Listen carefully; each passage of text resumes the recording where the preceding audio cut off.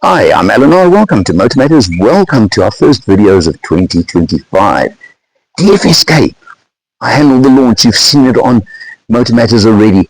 This is the affordable end of transport for entrepreneurs, small businesses, or anybody that needs to move goods around.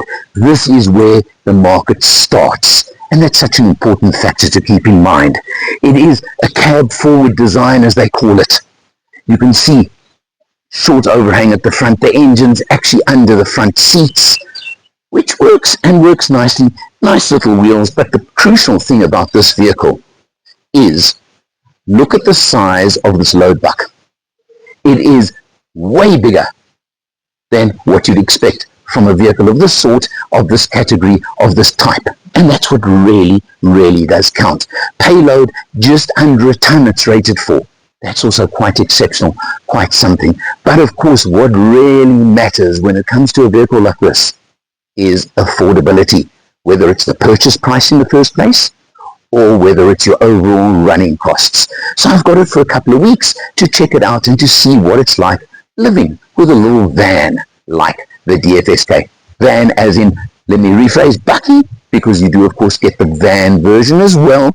That is also available, but this is the K01S Bakkie, and you can see it over here.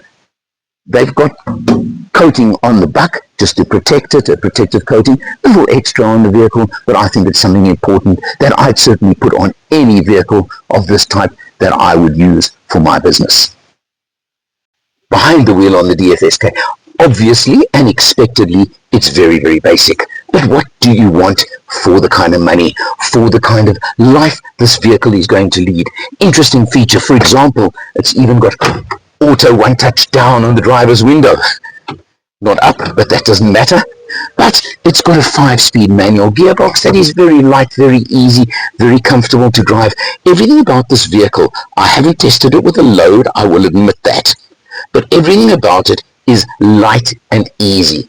And I've taken it on the freeway, I took it along, and it maintained close to freeway speed, let me term it that way. But it's an urban delivery vehicle, and keep that in mind. You've got a little radio unit over here, you've got fan and ventilation, but no aircon. Maybe if it was for me to drive all day, I'd certainly want it. But again, it's all about what you want, what you expect. And it's got a couple of nice storage areas as well. Two-seater, yes, with the engine under the seat. And that 1.2 litre engine puts out 61 kilowatts, which is a nice figure as well. So it's got pretty good power as well. That's important to you too when you want to carry a load.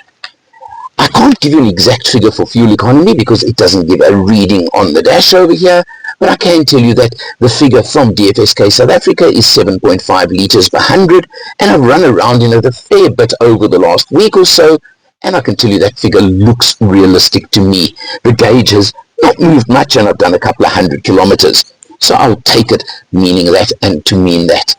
You get everything you want as an entry-level delivery vehicle in this, and that's what counts. And at 180,000 Rand in today's money in South Africa, I reckon that is where it's got to go.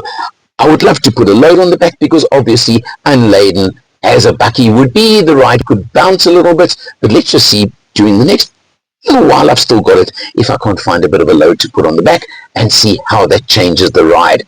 But I must say, I've quite enjoyed Bakkie life and entry-level Bakkie life for a little while.